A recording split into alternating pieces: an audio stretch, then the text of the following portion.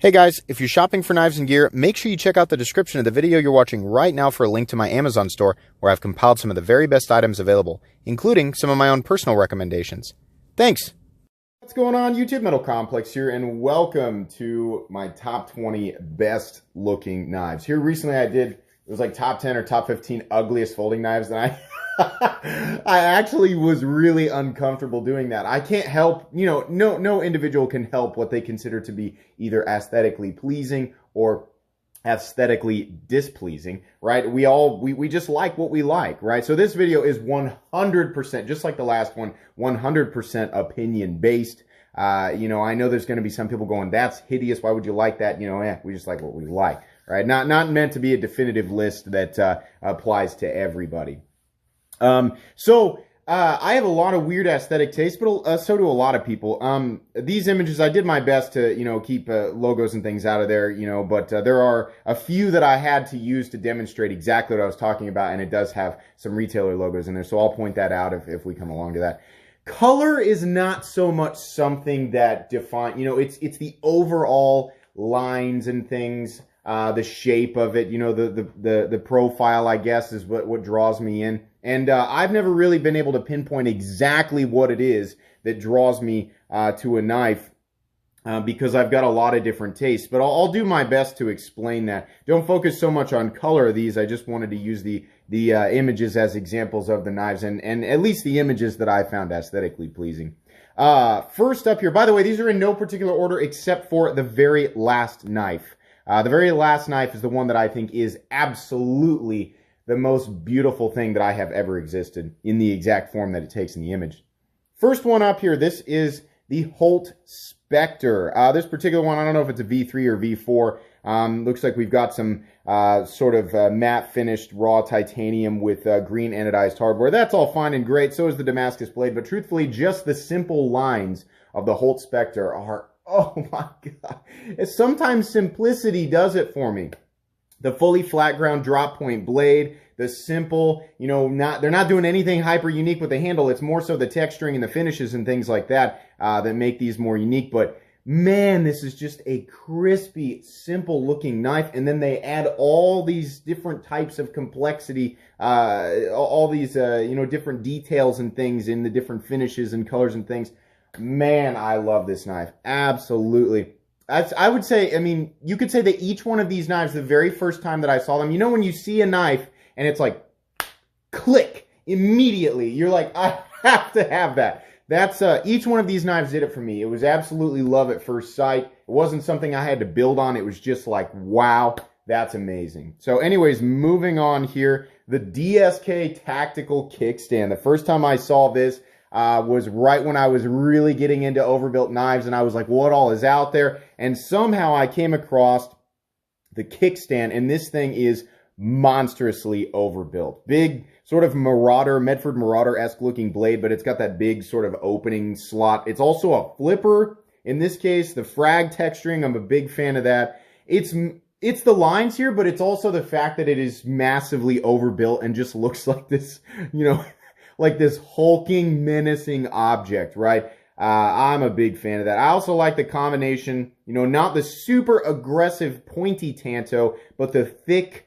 compound sort of hollow ground and then flat ground up at the nose. I really like that. Those are the tantos that really, really do it for me. So yeah, this is a super, super cool one. Moving on here, the Tor Zola ATCF. In this case, I believe this is a custom deluxe. This is one that's not overbuilt. Bob Tor Zola, actually, I think he wrote the book on, wasn't it what's the famous book? It's the tactical folding knife or something like that. This guy knows his stuff. That's putting it lightly. Bob Tor Zola, everything that he makes I find to be aesthetically pleasing. This one in particular with the bolsters here, and I'm not sure what the material is on the bolster, but we've got carbon fiber and then a very straightforward sort of military-esque looking kind of harpoon blade with the fuller, darker finish on it. Man, I love the straightforward military lines of Tor Zola knives. The Tor Zola ATCF Custom Deluxe is one to Google and just drool over. Absolutely. There are so many cool knives out there, and I've been a fan of his work for a very long time. Moving on here, This is the Marfione Custom MSG. These new 3.5 variants are integral, so it's everything that I love about Strider, but it's an integral flipper in particular. Jeff, if you're watching, Jeff and I went back and forth talking about this knife, and I was actually considering buying this exact one, and then he was considering it, and then neither of us ended up doing it. They're expensive, but truthfully, for a full custom integral made in the United States, I was pretty shocked to find out that you can have, I mean, this one I think came up for about $750. Now, rest assured, $750 is a lot of money, but for a full custom US knife, collaborative knife between Mick Strider and Tony Marfione, you'd think that those would get really high. And they do. They get much, much, much higher. This more concrete finished one, right, with the frag texturing, there's not any sort of crazy finishes going on here, but oh my goodness, how beautiful.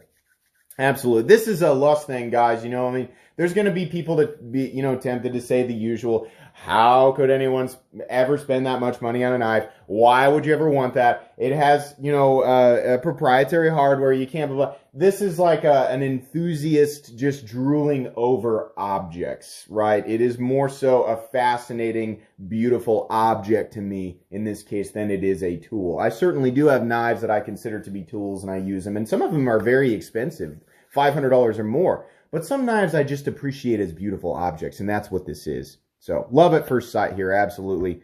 Moving on, obviously, right? The Hinderer X18, 3.5-inch full titanium. In this case, we're actually looking at a very rare skinny variant that was a Harpoon Spanto. Now, these, to my knowledge, these were the first skinnies that came out. It's not necessarily the skinny here that has caught my attention. It's the interesting texture pattern that was associated with very few Harpoon Spantos that were skinnies. And I've always found this to be so good looking. It looks, the handle scale literally looks like chainmail. That is so cool. The Harpoon Spanto, I think, is one of the most attractive blades, if not the most attractive blade shape that Hinderer Knives has ever put out, right? This is to a T what I describe with Hinderer Knives. Stonewash finish, stonewash scale, textured, right? External stops, the harpoon notch. I mean, like, this is such a beautiful XM. And Hinderer Knives are all over the place, right? If Rick Hinderer ever did a Generation 6 Harpoon Spanto, probably in 20 CV. I know he did do some Gen 6 Harpoon Spantos in full thickness in S35VN. These were in 20 CV, but they are long gone. Long gone. These are way, way, way, way gone. And then he did a full titanium scale in this texture pattern, which is different than the texture pattern that you get on G10 scales, carbon fiber scales, titanium scales, right? Oh my gosh, I would buy it. 100%. I would seek it out and buy it right now. Moving on here, of course, the Medford Praetorian tie. Look, the draw to this is the fact that it is like, it's just a bodybuilder of a knife. The thing is so monstrously overbuilt, right? But then if you look closely at all the places where the light is bouncing off, it sort of, to me, it emphasizes the detail work, you know, exactly how much rounding. At first glance, it looks like this big blocky object, and it's really not. I owned one of these, and in hand, I was so impressed with the chamfering in all areas, you know, the rounding of everything. There was so much attention to detail. It really felt like something that was a lot more graceful than it looks. I don't know how to describe it, but the Medford Praetorian tie for me initially, whether it was angular or not, I was like, wow, look at the shape that this knife is taking. I really want that. Oh my God, it's expensive. I'll never get one. Fast forward, I get one. And then I'm holding it in hand and I'm like, holy crap, this is really well done. So yeah, you know, I mean, I've handled a ton of super high-end custom knives, very expensive knives, more expensive than the Praetorian tie. So I have an idea for what to expect. But yeah, I was very impressed with this. This is such a beautiful knife. I remember I talked about it on the town hall meeting for the Knife Junkie podcast. The moment that I first saw the Medford Praetorian tie, it just kind of exploded my face, you know? It was amazing. Moving on here. This is a Reese Weiland slash. This knife is so... It's just like such a straightforward sort of, everything's kind of going along nice with the handle, and then, oh wow, that's kind of an interesting flipper tab, and then here comes the blade, and then it's just chopped off at the end. I really like that blade style. where it just is, it's kind of like a straight, it's just a straight edge cleaver kind of thing. These are super interesting. They generally do, the ones that I've seen that I really, really like are orange peel texture. Orange peel textured titanium is very beautiful. But it's slightly contoured orange peel textured titanium. These tend to be fairly thick to begin with. He does a fatty slash. If I'm not mistaken, I believe the blade on the fatty variants is actually 1/3 of an inch thick. Or more, making this a basically unusable novelty object. This version right here, I'm sure, is plenty usable. It looks to be hollow ground, right? Super interesting, super cool. Would be an awesome conversation piece. I have no idea where you would even get one of these anymore. I have not seen one for a very long time, and I know that when they were available, they were super expensive. Full custom knife, right? Very, very cool. Moving on here, of course, the Medford Marauder. I've always been attracted to the Medford Marauder. It's got straighter lines, but it's got that aggressive Medford look. And same thing with the Medford Praetorian tie. I'm talking about the full thickness Medford Marauder, guys. A lot of my tastes come from, you know, when I first started to really embrace the euphoria associated with the knife enthusiast world. It was right around the time that overbuilt knives were starting to peak in popularity. So knives like, you know, like Medford knives was in my face all the time. And right alongside the Medford Praetorian tie, I see the Medford Marauder. And man, that fuller, and again, that combination compound and flat ground tanto. It's not a super pointy, needly, you know, stabby tanto. It's more of a workhorse tanto. And on top of that, you have so much room on the handle. This thing is huge. It's 9 1/4 inches overall. You got a nice big forward choil. This thing is a little bit, I don't want to say it's a little bit more angular, because it wasn't. It's just the handle was a big rectangle. There weren't a lot of like lines that made it obvious where you were supposed to put your hands, which is a good thing in a lot of cases. But the chamfering on the outer edges was just as impressive as the Praetorian tie. For a lot of people looking for, you know, that massively overbuilt, super thick titanium knife, right? But you can't quite afford the Medford Praetorian tie. And truthfully, guys, most of these knives are way out of the realm of sane for anybody, right? I mean, I was well out of my range of comfort with both the Medford Marauder and the Medford Praetorian tie. But if you really want to kind of tiptoe into that area with Medford, and you don't quite want to spend the money on the Praetorian tie, the Medford Marauder will probably do it for you, because the full thickness one is the same thickness on the titanium scales and the blade stock as the full thickness, you know, the actual Praetorian tie, not the T, right? So for the Marauders, they've got the H frame, they've got the midi, they've got the slim midi. This is the full thickness one. Same thickness as the tie. Beautiful, beautiful knife. Comes in a wide variety of different finishes, etc. Moving on here, the Borka blade stitch, the actual stitch, not the Microtech collab, the actual stitch. This is the ugliest beautiful knife that I've ever seen. This is like the pug of my collection of things that I find to be aesthetically pleasing. This knife makes no sense in contrast with everything else that I find beautiful, but at first glance, the first thing that attracts me is, number one, the massively oversized hardware. I love oversized hardware. I love domed hardware that's, you know, when it comes down to this is a crazy knife enthusiast talking. Big, oversized, thick hardware, right? And then it's domed, and then the top of the dome is flattened out, and that monstrous Torx head size in there, the fastener size.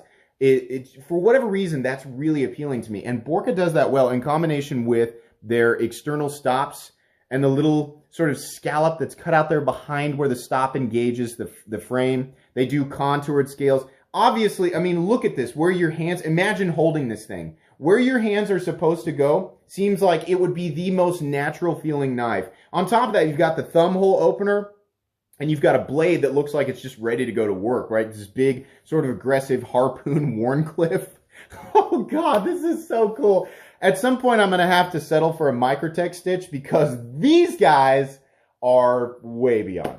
I mean, like $2,000, it's like not even close to what these things go for as far as I'm aware, right? Maybe I'm off. Maybe a few of them go for a little less than that. But the ones that I've seen, boy, they go for a lot more than that. I have always loved the Borka blade stitch, and I just think this is absolutely beautiful. It's weird, but it's beautiful. Moving on here, this is the Tad Dauntless, and truthfully, This is a Rexford Tad Dauntless. This, I don't know what this is worth, but what I know about how rare the collaborative knives between Triple Aught Design, which is Tad, and like makers like, you know, Rexford. What I know about them, this knife that you're seeing right here has to be ungodly rare and ungodly expensive, but my goodness, is it beautiful. Everything that Triple Aught Designs does, it has the same simple lines. In a lot of ways, it's kind of Tor Zola, and it's a lot of other things, right? It's a simple little design, but you know, they take the essence of the maker that's collaborating with them, right? There's been a Strider one, there's been a Hinderer one, there's been a Les George one, obviously there's been a Rexford one, and countless others. They take the essence of that maker and they put it into the basically perfect Dauntless design. And what comes out the other end is just, it's just magic every single time. And this is beautiful. This is so, it's another thing that could be considered potentially a perfect folding knife. No idea what this goes for. Judging by what Rexford knives go for, and judging by, you know, how rare the collaborative knives are, you know, between these types of makers and Triple Aught Designs, I don't even want to think about it. Honestly, thousands. Moving on here. Obviously, I've talked about this before. This is the Todd Begg Bagatti. This is the big one, not the Bodega. This is the Bagatti. And I actually have shown this knife almost exactly on the channel. The only difference between this one that you're seeing here and the one that I showed on the channel is that where you can see there the titanium is satin finished. The one that my buddy David has is black ice finished in those areas. So it has the same compound ground mirror blade with the harpoon notch and the two fullers. It's got the same copper weave carbon fiber, the Star Strike carbon fiber, whatever you call that. And then everything else is black ice finished. This thing is, it is the perfect combination of, you know, muscle and anger and aggression that you see in a lot of these designs, and absolute luxury.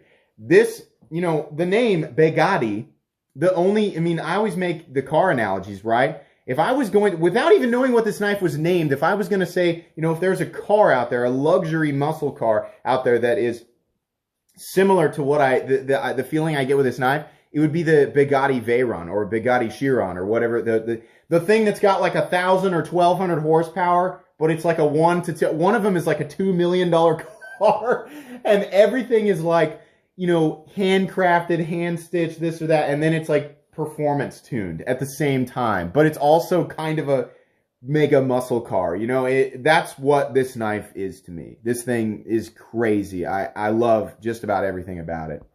Moving on here, this is the Crusader Forge FIFPEX, the really big one. Any Crusader Forge knife is going to be massively overbuilt, and they're very hard to find anymore.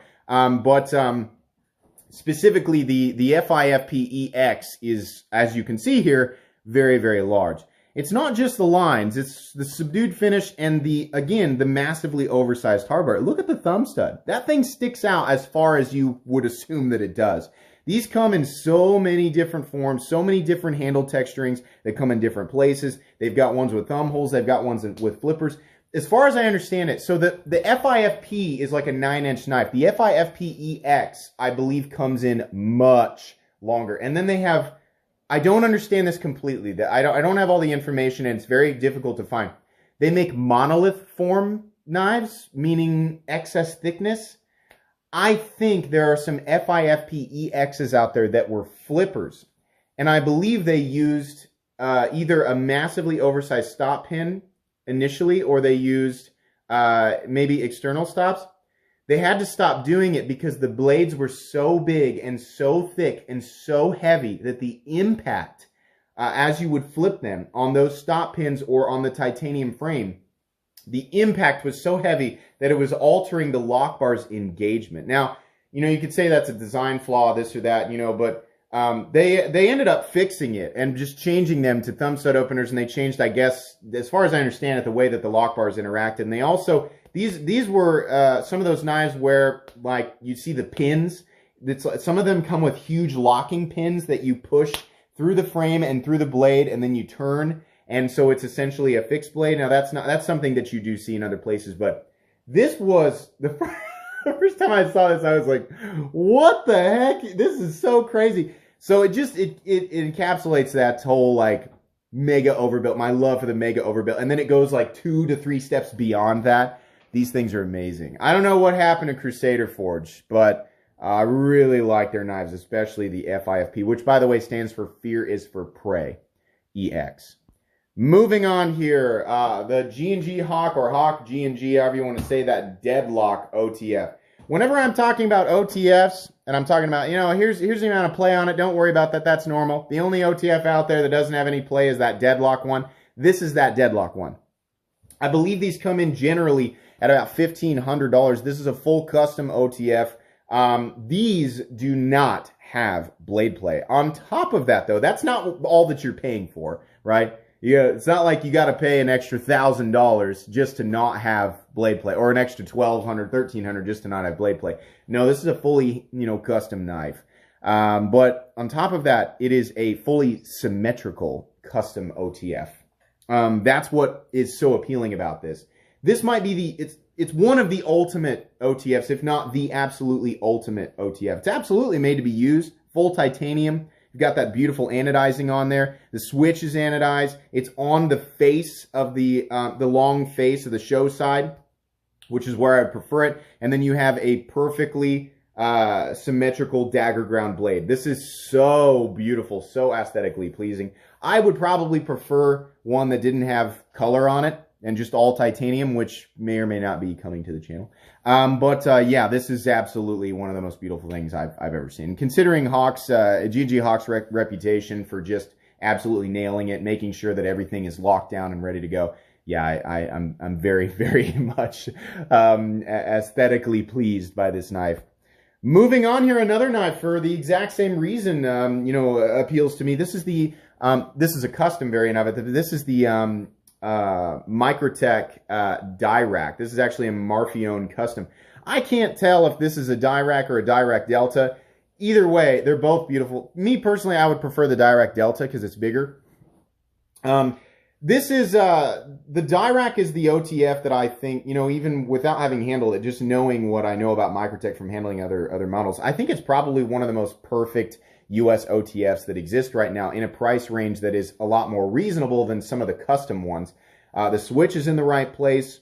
The fullered double-edged blade looks beautiful. It's truly a symmetrical knife. The smaller one is absolutely a perfect EDC size, and the larger one appeals to people like me who just want to carry a large aggressive OTF just because they can, right? And on top of that, they come in, for an American OTF, they come in at completely reasonable prices. I want to say the Dirac is like $270, $280. The Dirac Delta is $350. This is the knife that I was referring to when I was so mad at the Benchmade Autocrat.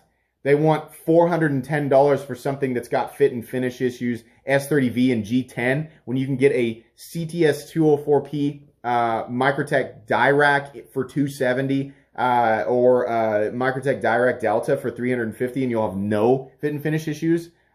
Yeah, this, oh my gosh, this is such a good looking OTF. And these custom variants, which by the way come in at well over $1,000, are just stunning. The combination of the mirror finished blade, the bronzed hardware, the bronze switch, the bronze glass breaker. Oh my goodness. Wonderful, wonderful. Moving on. Anything from Dalibor Bergam.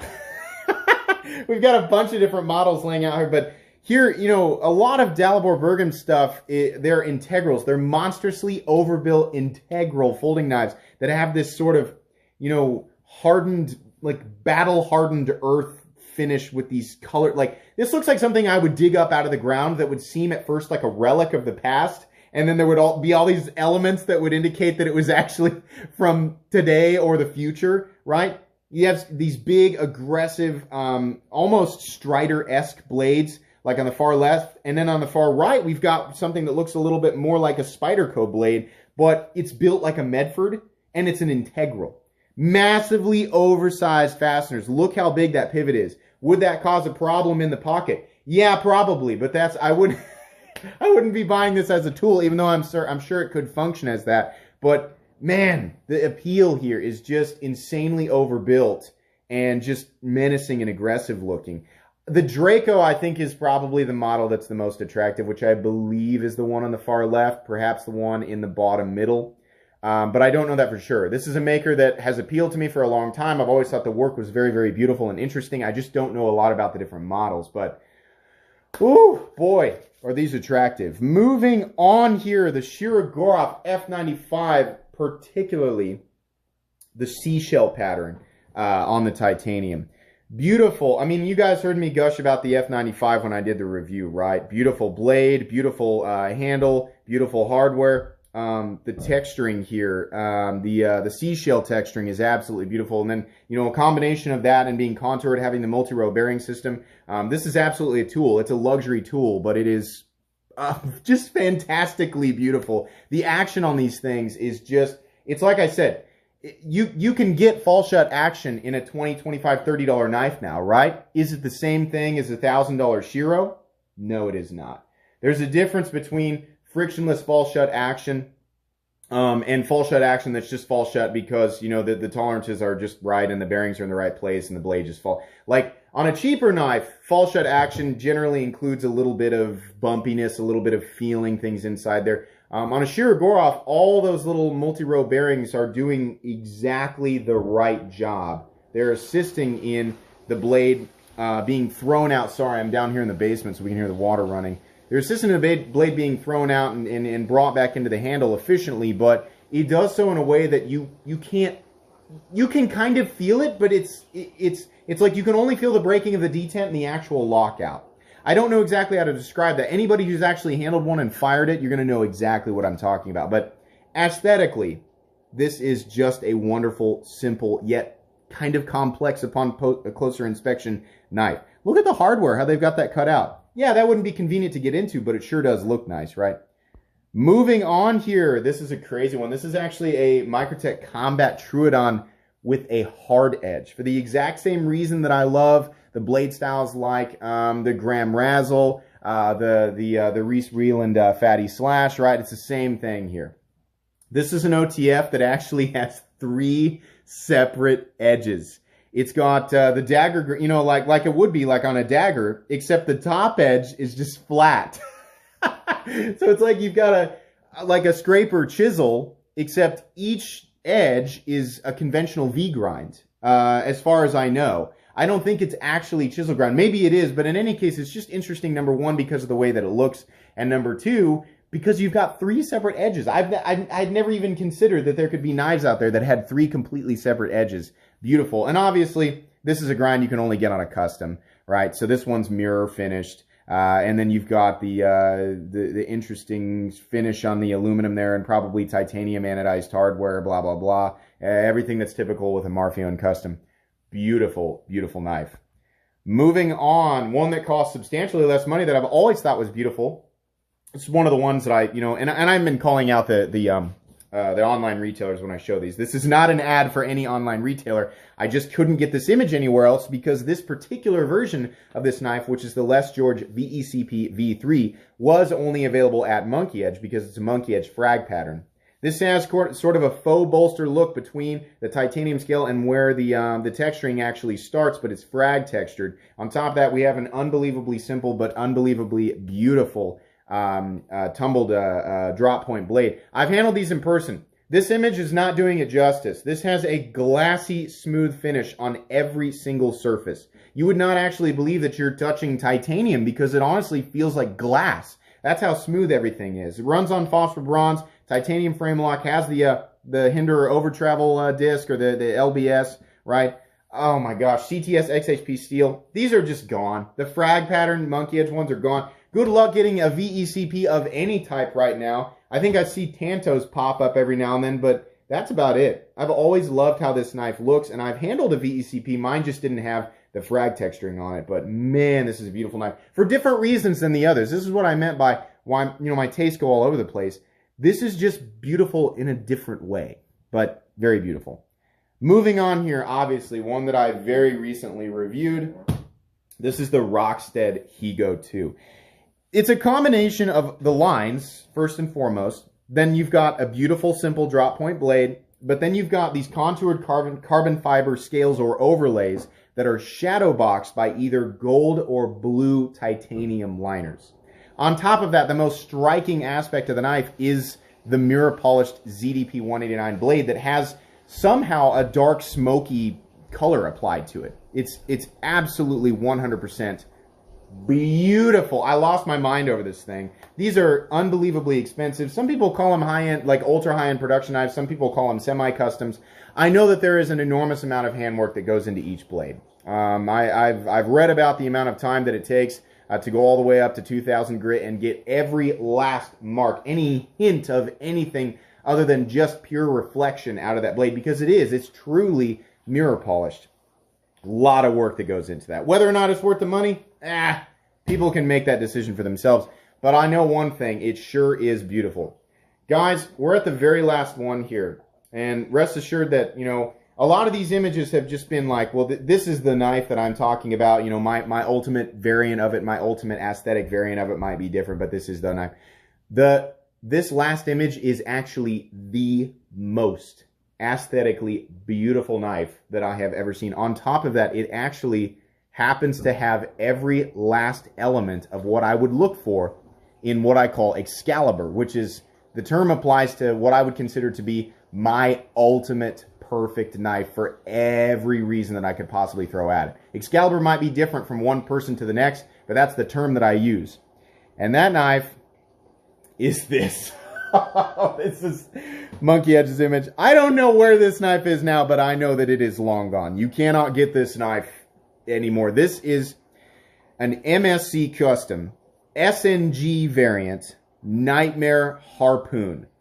The Nightmare grind, I guess, meaning the crazy compound stuff here, but this has the contoured, diamond-textured titanium scales all the way around. It's got the cool factor with the compound blade. It's got the forward choil. It's got the thumb hole opener. It's got the external stops. It's got the over travel stop. It's got a deep carry clip, right? It's made out of premium materials. It's US. It's custom. It's got the oversized hardware. This knife checks every single box that I have been talking about on this channel for over 2 years. I have never seen anything more aesthetically perfect and beautiful in my life. And on top of that, if you really wanted to use this knife, the compound grind might slow you down a little bit, but you definitely could use it. Oh my goodness, is this thing beyond beautiful. I just absolutely, there's not a single part of this knife that I would change. I find this to be just perfection. I always thought that I would find it in a Hinderer knife, and truthfully, guys, I found this image about,